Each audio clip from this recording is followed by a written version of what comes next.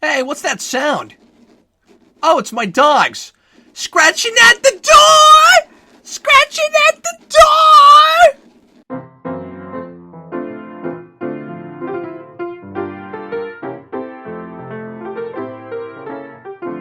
The following is an in-depth story analysis. If you haven't seen this film, you might want to before watching this review. Ghost Rider Spirit of Vengeance is the cinematic equivalent of being hung over.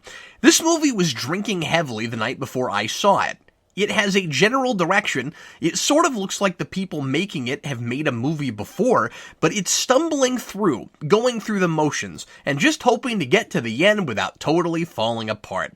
It's hazy and wobbly in places, it cannot sit still, and it's disoriented. I mean, it makes me disoriented too, but it itself seems disoriented. And like a person that drank heavily the night before, it engages in odd behavior, like constantly zooming in and out of frame in inappropriate places and going into a weird fisheye lens/prism effect in fights between two characters, using that from both of their perspectives. What does it mean? Nothing! It's just a movie that hasn't sobered up yet. I can't imagine what it would be like watching this movie inebriated myself. It's popular to say bizarre movies like this are only fun to watch when you're drunk, but I wouldn't recommend that with this. I can feel some of the effects alcohol brings on just by watching this in the first place. Spirit of Vengeance was released 5 years after the first Ghost Rider, and it's a jarring tone shift. 2007's Ghost Rider was a typical mainstream superhero origin film that tried to take an occult anti-hero and make him accessible to families. Spirit of Vengeance tries to play to an audience that already likes ultra-violent, demonic, horror-inspired comic fare, and gets closer tonally to what I think an authentic Ghost Rider movie should be. It's very heavy metal, it looks more like a biker picture, and it puts the supernatural mythology front and center. But as weird as it is, it only plays at being the 70s grindhouse thing it's stylized after. It certainly takes more risks than the first movie, but they're not always intelligent risks, and it turns out to be safer than it wants to let on. Directors Mark Nevldine and Brian Taylor seem to really want to make a hyper-violent rated R Ghost Rider movie and can't, so they make a movie that feels like one of those but never really goes there. I've never seen another movie that revels this much in violence that's hardly there. Like it's trying to trick me into enjoying the destruction and dismemberment it never actually gives me. It's almost brilliant in that way. I remembered this movie as being pretty rough. It's really not. It just has a rough attitude. It's a Metallica video. Okay, that's not fair. Most of those are shot better than this. This is a Disturbed video. The live-action ones, not the ones with McFarlane animation. It feels real edgy and gritty, and lots of people die, but when you look past the noise and the driving metal orchestral soundtrack, which in places is actually pretty cool, and the legitimately freaky Ghost Rider face that changes jaw sizes and jolts forward erratically to unnerve his enemies, the violence is pretty tame. There is almost no blood at all. Ghost Rider beats most of his enemies by making them poof in a quick plume of fire with his chains. He just snaps his chains and they're gone like they were never there. I have to keep reminding myself I'm not watching gameplay footage. He's a hack and slash character, mowing guys down like Kratos in God of War. The Ghost Rider entity is supposed to feed on guilty souls. It's pretty unnerving when he actually faces someone down and sucks on their soul, but he doesn't do it that much. Does he get their souls when he fire chains them to death? Or do their souls just go right to hell in the first place? I suspect the filmmakers don't know, and hope I'm not asking such questions. I will ask lots more of those kinds of questions in this review. It's an action scene, and he's an anti-hero, so he has the license to kill, never mind his motivations. And never mind that it's not any rougher than Buffy staking vampires. Even though I'm totally supposed to be like, wow, did you see that? Look how brutal it is! It's a lot like the Spawn movie in that way. And that was 15 years earlier. Now, I'm not all about the gratuitous violence or anything, but that seems to be what this is going for. It has a cookie-cutter story designed around wild and crazy action scenes. It wants to be mindless fun, the kind of carnage you can laugh at because it's not realistic, and it's not commenting on the serious consequences of its violence. I mean, it talks about the consequences of Johnny Blaze becoming Ghost Rider and what he does to people, but that's way more broad and ethereal. That's about people's eternal souls before it's about physically hurting people. This is a dark cartoon for adults. It's not like Kick-Ass, which is about the consequences of real violence but also revels in it. and I have a hard time with that there. This I'm fine with.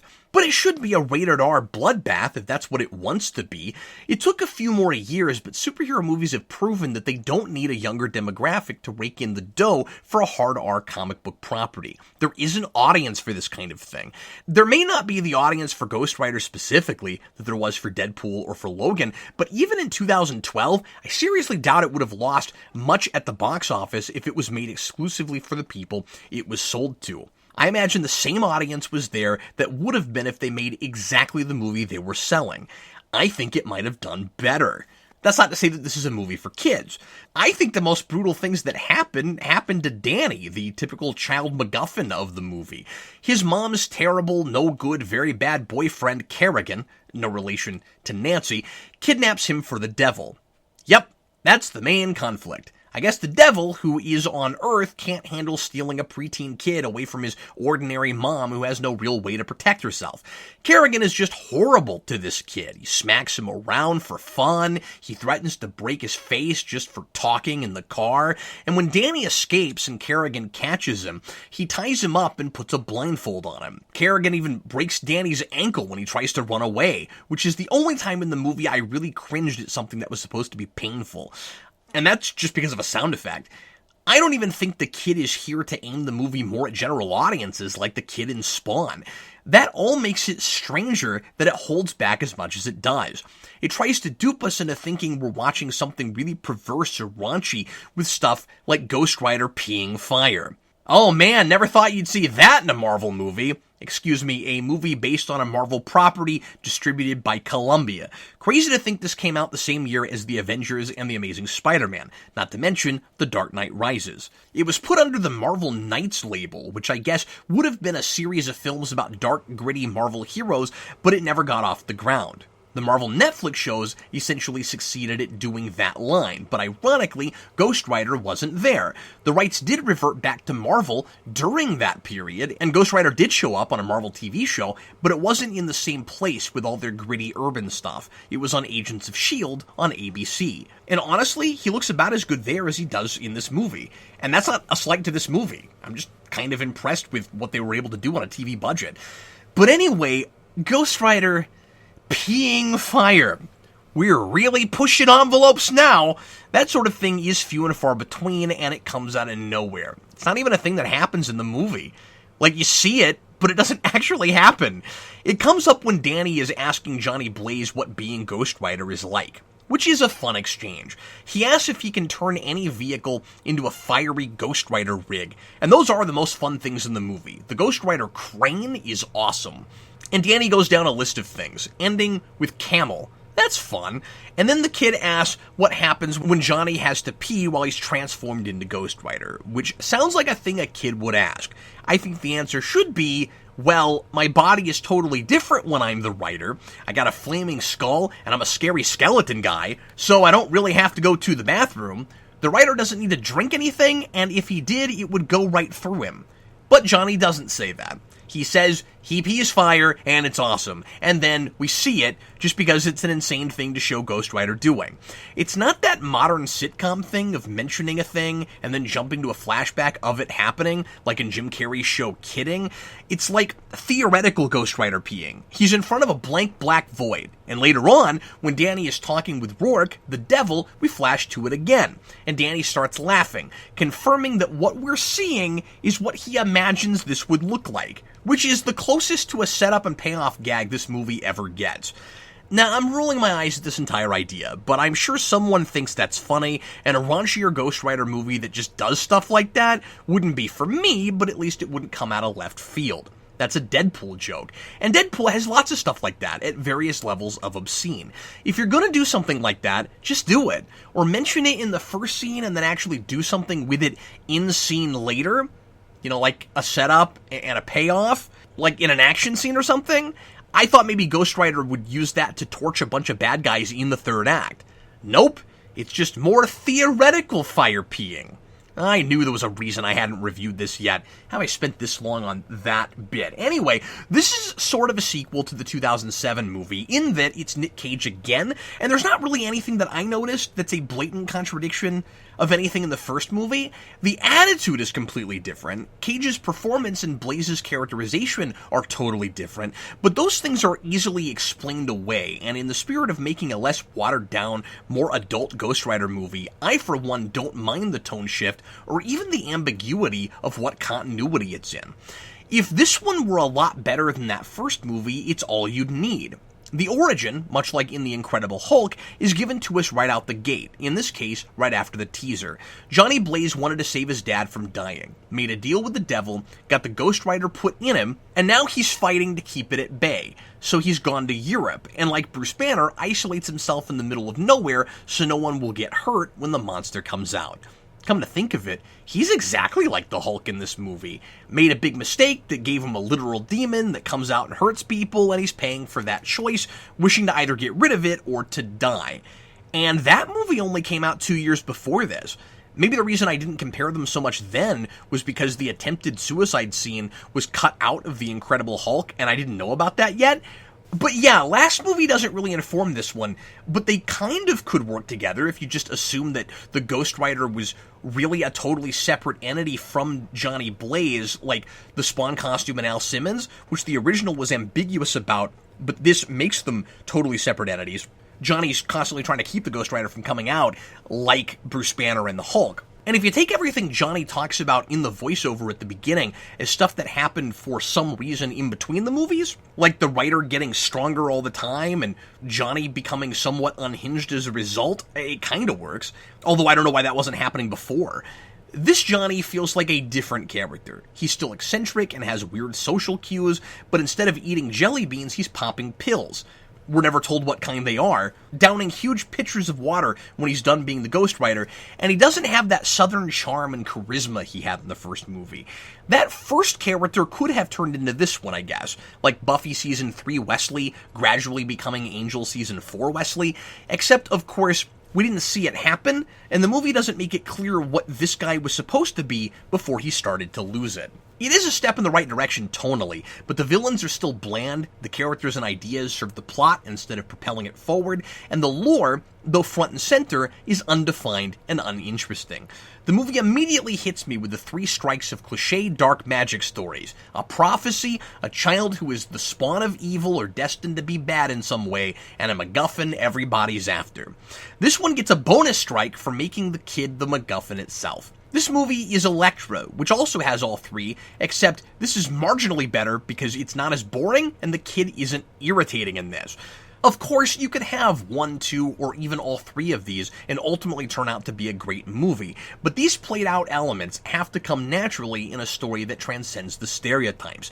It has to be a great story that can't be told without those elements, one that reminds us why those are universal gems we can't get away from in a lot of stories, instead of using them as cheap devices to fall back on when we're not inspired. This one mostly does the latter. The prophecy is that the devil is going to transform his consciousness into his earthly conceived son on a certain day, and he's trying to find his son so he can make sure that happens when the stars align. But first, he has to find and capture his son, so he uses Nadia's psychotic, one-dimensional, nothing evil boyfriend to do it.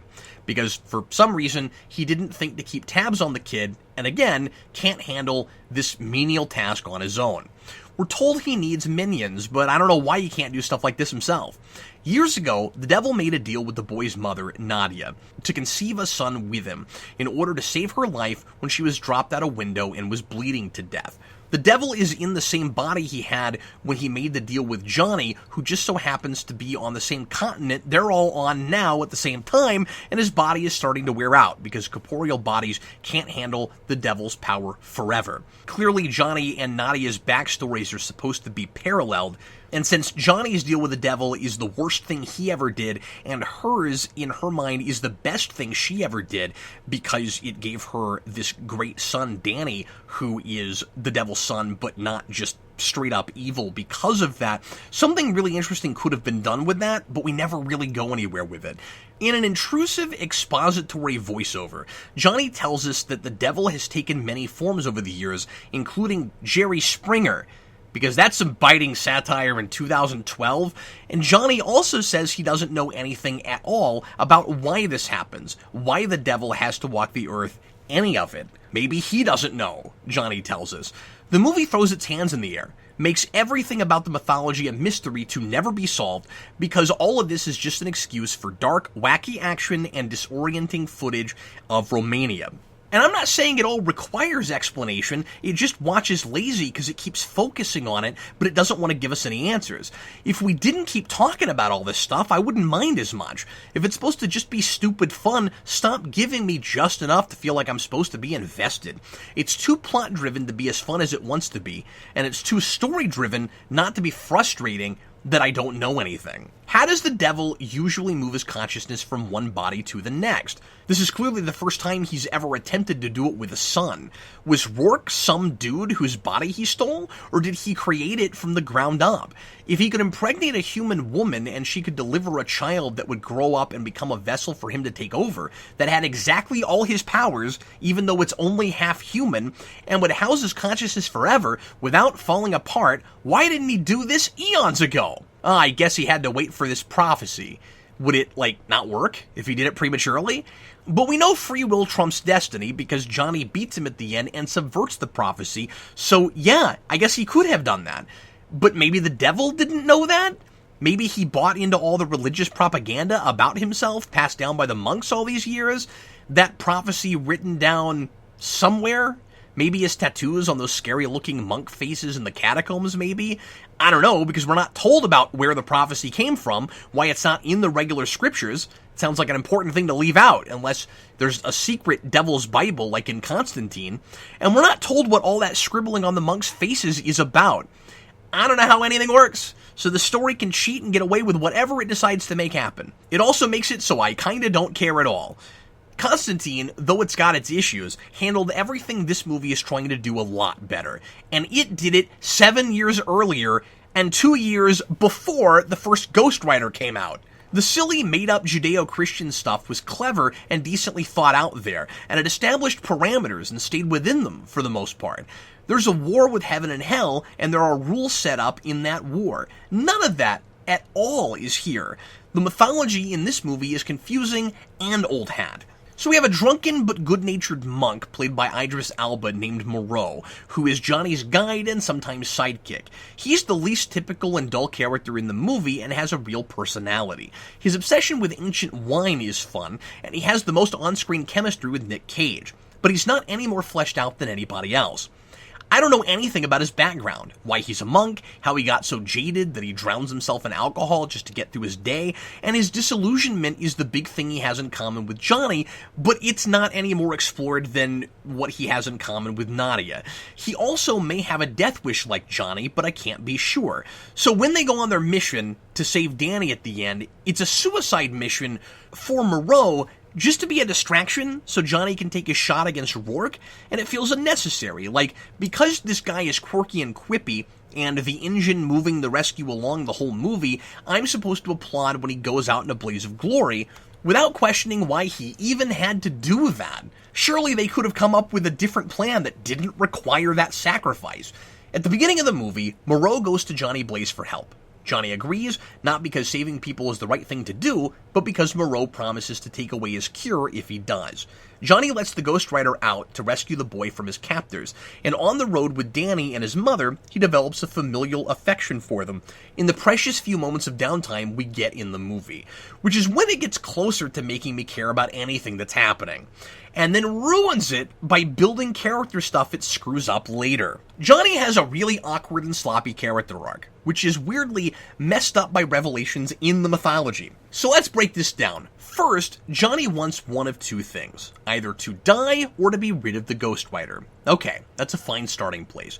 We find that there's more humanity and compassion left in him than he's letting on after he saves Nadia and Danny, when he tells Danny that the evil things inside of both of them are not who they are. This is supposed to be his connection to the kid. Their powers may come from an evil place, but they can be used for good. This is the thematic crux of the movie. Free will versus predestination. Doesn't matter where it came from, it can be whatever you want it to be. We all have a dark side, and we all have a choice in how we use it. Johnny seems to be a hypocrite here, and it looks like his arc will be about learning to follow his own advice. He's still trying to get rid of the Ghost Rider when he says that, even though he's starting to care about these people, and his actions aren't entirely self-motivated now. Danny is jealous of him and angry that he isn't practicing what he preaches. He's trying to lose his evil, which again he claims they can make work for them, but Danny doesn't have the luxury of losing his. It's a part of him. It's also the thing that makes this new father figure so relatable to him. If Johnny exorcises the Ghost Rider, Danny is more alone in the world. Now that's all good stuff in theory. The reality of it is that Johnny can't control the Ghost Rider, and it's not the same thing as having a dark side. The Ghost Rider is a possessing spirit, which Johnny got through a selfish choice, as he describes it. He says he didn't sign the deal with the devil for his father, he did it for himself. And in so doing, he put everyone around him in danger. The Ghost Rider doesn't just judge really bad people and take their souls, it knows everyone has a dark side and everyone has sinned, no matter how slightly compared to whack jobs like Kerrigan. So it sees everyone is guilty. Danny may not understand all that, and his feelings are understandable until it's explained to him, but the movie perplexingly takes his side completely. When Johnny and Moreau get the boy and his mother safely to the monastery in the catacombs, Moreau upholds his end of their bargain and separates Johnny from the writer. In a pretty lame ritual that's supposed to be so dangerous, Moreau makes sure Johnny confesses his deepest sin and takes communion, so he'll be absolved just in case he dies and can go to heaven. I like that part. But then he goes into a bright room, has a drugged out experience where he spins around on the floor a lot and flashes back to stuff in his past, and when he wakes up, the writer is gone. Well, that was easier than Moreau described. If it was that dangerous, I'd love to know why nothing bad happened to you. Conveniently, this is the exact moment Kerrigan shows up and kidnaps Danny and Nadia again. Now Blackout, though he's never called that I noticed, given the power by the devil to make anything organic decay. There's a scene where he keeps touching food he can't eat because it disintegrates in his hand, but that doesn't happen with a Twinkie because there's nothing organic or natural about those. Ha ha ha. Can we all agree Twinkie jokes are kind of played out now? I mean, I want that to be funny, but I've seen so many Twinkie jokes. After Ghostbusters and Zombieland et al., IGN did a top 6 list of Twinkie references in movies in the year 2012, 9 months after this came out, and this movie is not in that list. Now, I'm not saying that's because it's not funny. I'm saying that's because nobody saw this movie. But it was already kind of the obvious place to go for that gag. Anyway, Johnny immediately regrets getting rid of the writer because now he has to try to save Danny and his mom again without it. He decides getting rid of the writer was self-motivated like the deal that gave it to him in the first place, and so he's learning to play the deck he was dealt, I guess. I think it's supposed to be a John Constantine thing, where Johnny is supposed to be figuring out how not to keep compounding his mistakes with the same kind of mistake. But the logical fallacy there for me is that he wasn't just giving up power or the personification of his own dark side, he was giving up a demon with a mind of its own that is, in his words, getting stronger all the time and wants to feed on everyone around him. It's a total liability. It doesn't matter what good the Ghost Rider might be able to do if he can't control it. Johnny's gonna feel a lot worse if that demon, say, uses the penance stare on the kid's mom and kills her, like it tried to do earlier in the movie, and was only stopped because Danny can control the writer. So I guess as long as this kid is around and Johnny can be sure he doesn't go evil, keeping the writer is a good idea. That doesn't sound like a surefire plan to me. And I think the movie knows this arc is flimsy because it introduces a backstory for the Ghost Rider just before Johnny loses it. That's weirdly kind of paralleled with Johnny and his getting the Ghost Rider in the first place. Like the Ghost Rider is driving him insane, but the writer was also at one point a good entity that was driven insane. It turns out it used to be an angel, not a demon, named Zaratos, the spirit of justice, and it went mad in hell, becoming a perverted version of itself. Now the spirit of vengeance. Yeah, it's a little on the nose. another superhero movie about justice versus vengeance, and the same entity not only represents both, but is called the spirit of each of them. So even though Johnny didn't know about all that, he's supposed to be in the wrong all this time for not hanging on to what he thought was a demon that gets out and sucks the souls from whoever is around. And even when he does know that, what does it matter? It's an angel that went insane. It wasn't magically turned evil. It lost its mind. So because it used to be an angel, Johnny is supposed to trust it? Or trust that he can somehow tap into the good it used to have? But he doesn't even feel bad about any of that until after he's lost it. It's not like he has some conversation with the Ghost Rider where, like, he gets through to it and it stops being insane somehow. I don't really know why Moreau tells him all that before he throws him into the detox cave and he loses the writer. They don't have a tough conversation about whether this changes anything or whether getting rid of the writer is the wrong thing to do. Johnny feels bad about disappointing the kid earlier as he plans to go through with the exorcism, but he doesn't seem to have any misgivings about actually doing it before it happens.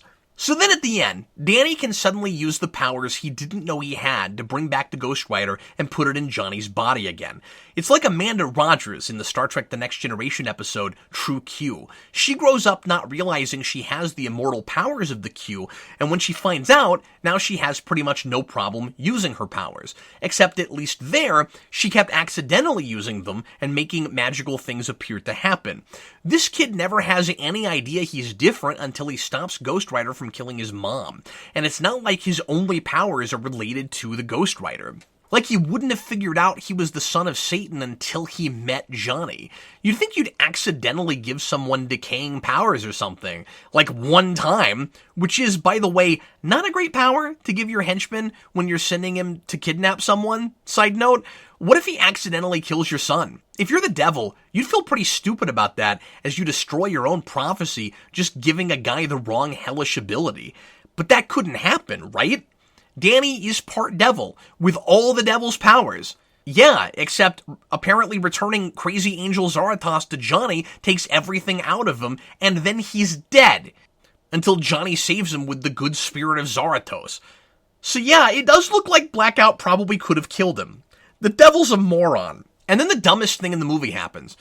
Just to validate this entirely manufactured character arc and to pretend like Johnny was doing the wrong thing by trying to get rid of an uncontrollable murder demon and live a life so he didn't have to die in order to stop himself from hurting people, which, call me crazy, seems like a reasonable desire. Johnny can suddenly heal people by tapping into the goodness of Zarathos. This grindhouse wannabe movie goes to the sappiest Disney-esque place possible. He can suddenly feel the angel part of Ghost Rider just because he knows it's there now. How come he couldn't feel that before? Or I don't know, maybe it's supposed to be because Danny is a good person and the writer came in through him? But I mean, that's wild speculation. I know hardly anything about the mythology is made explicit in this movie, but we're not told that either. So I have to assume Johnny just feels it now because Moreau told him about it. And that concludes his arc. He needed to use the bad thing for good because he had the choice to do that, like I guess Nadia is sort of doing by raising the child of the devil as a good person, even though it turns out the Ghost Rider is not a bad thing inherently, which takes away his commonality with the kid and completely deflates the you can choose what you want to do with your dark side message. And even though he didn't know it had the desire to do anything but kill and eat souls. Again, maybe that's supposed to be the parallel between Ghost Rider and Johnny, that now Zarathos is making a choice itself. It has a dark side, and it's choosing to use it for a good thing, but that's really flimsy, and I'm not sure if that's what's going on. And now that he's tapped into that, what? Am I to assume he can control it now? Or that it will work for him? Or that it's not insane and twisted because it saved the son of the devil? Who knows? The movie ends right after that, and with maybe the most pointless voiceover I've ever heard. I mean, I'm glad it doesn't spell out the message of the movie, so at least it's not insulting about it, but I don't know why it's there at all. Johnny's a good Ghost Rider now because he has blue flames all over his motorcycle, and he says, "My name is Johnny Blaze. I'm the Ghost Rider." I guess somebody saw The Dark Knight and thought that's how we dramatically end superhero movies now, with somebody saying the name of the title character over the hero on a motorcycle driving away. I like the audacity of some of Nick Cage's acting in this as he's fighting to keep his sanity, and his who cares, I just want to die attitude is sometimes really funny and almost endearing. The metal mixed with traditional classical orchestral score is excellent in a couple places.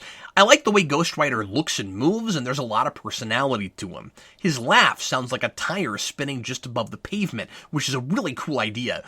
But that personality is ruined by his suddenly turning benevolent, which means he's suddenly not crazy for no good reason. And something similar happens with Johnny Blaze. His fighting to keep himself from losing his mind toward the beginning could have been compelling, but it's dropped too quickly in favor of a fatally flawed character arc. I like that the devil himself is the bad guy this time, but Clarence Hines' performance is mediocre. He's lacking in screen presence, and I know next to nothing about the character's strengths and limitations. The movie wastes no time getting into the action, but then the story is rushed, and every scene is shot like an action scene, whether it is one or not. I like the flavor more than the first movie, but somehow the story itself is worse. Oh, and Anthony Stewart Head is wasted as a monk who gets killed after 2 minutes on screen right at the beginning? Does that count as a cameo, or a great actor in a walk-on role? Either way, that's worth a 0.5 deduction all by itself. I'm giving Ghost Rider Spirit of Vengeance a 1.5 out of 4.